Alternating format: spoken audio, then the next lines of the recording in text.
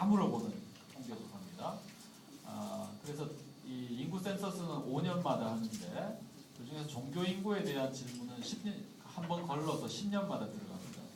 그래서 우리가 갖고 있는 자료가 이제 95년도 통계가 있고 2005년도 통계가 있는데 이 두 번의 기간에 나타난 가장 두드러진 평가는 한국 사회에서 불교는 현상 유지, 그다음에 개신교는 마이너스, 그다음에 천주교는 압도적 성장.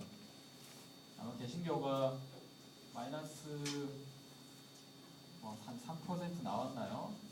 그렇게 이제 꺾인 일단 이 기세가 꺾였다라는 건 영향을 드러났고, 가톨릭의 경우는 성장이 74%인 거예요. 거의 두 배 가까운 사이즈로 가톨릭이 크는데 2005년도 자료거든요. 지금 벌써 5년이 지난 시점에 그간 한국 사회에서 개신교가 평판을 회복했는가 혹은 더 까먹었는가는 여러분들이 다 판단하실 수 있을 것 같습니다. 다음번 통계는 2015년입니다. 그래서 2015년 자료를 굉장히 좀 주목해야 될 필요가 있다고 생각을 하는데, 통계의 어떤 흐름으로 봤을 때는 제가 볼 땐 통계적으로 좀 보수적으로 보더라도 2015년 자료에서는 개신교와 천주교의 순위가 바뀌어 있을 가능성이 상당히 크다고 봅니다. 천주교가 지금 74% 성장이라는 거를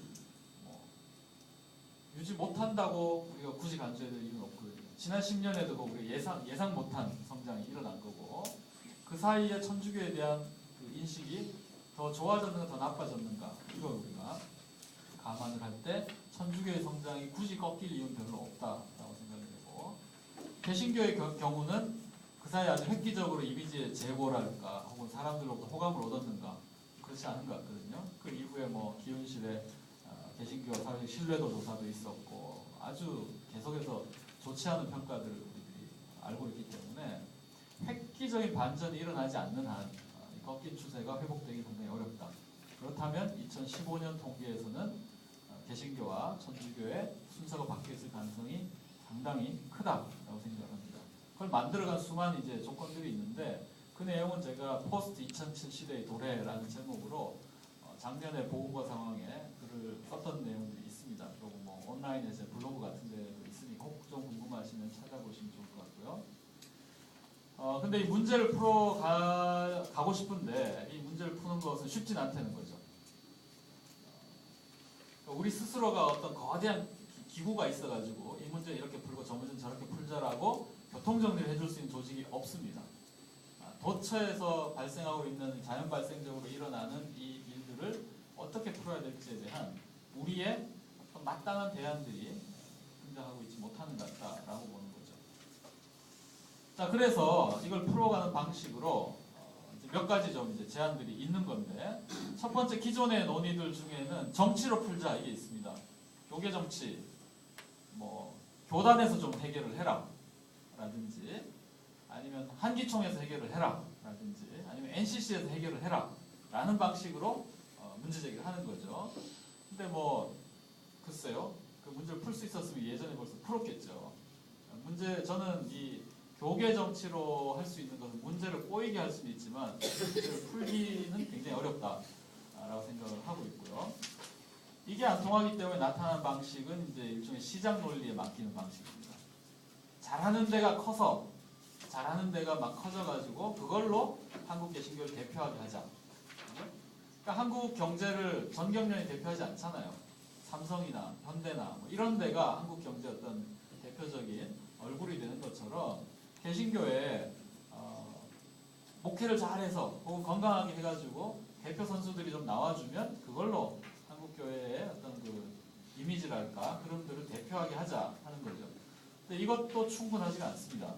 왜냐하면은 그렇게 가려면 결국 개교회주의가 아주 강화가 되는 결과가 생기고, 메가처치를 또 지향하는 흐름들을 막을 길이 없습니다. 그러니까 좋은 교회를 크게 하자 하는 모토로 결국 다 수렴이 되기 때문에, 그랬을 경우에는 결국 거기에 도달하지 못하는 많은 그룹들은 쉽게 말하면 이제 시장의 나보자 같은 식의 대우와 또 취급을 받게 되는 일들이 많이 벌어진다는 거죠. 이걸 어떻게 풀어갈 건가? 대안적으로 이것을 일종의 시민사회 모델이나 혹은 조금 더 다르게 말하자면 생태계 모델, 에코시스템으로 한번 우리가 생각을 여러분 아시다시피 생태계에는 모든 참여자들이 다 일정 부분 기여하는 바가 있습니다. 생태계에는 공룡만 존재해서 유지가 안 돼요. 공룡이 있는 반면에 미생물도 있어야 되거든요. 그렇죠? 중간 생물들이 또 있어서 전체적으로 이 생태계라는 균형은 동적 균형이라서 어떤 부분들이 커지기도 하고 작아지기도 하는데 일단 같이 살아야 이게 유지가 되는 시스템이다 하는 거죠. 그래서 교회도 마찬가지로 큰 교회만이 유일하거나 좋은 게 아니라 작은 교회 많이 할 수 있는 또 영역들이 있어요. 사이즈의 문제만 아니라 이쪽 영역을 해야만 이게 전체 대세는 되지 못하더라도 또 어떤 부분들을 꼭 감당해 줘야 되는 부분들이 있거든요. 사람들의 손길이 가지 않는 부분들.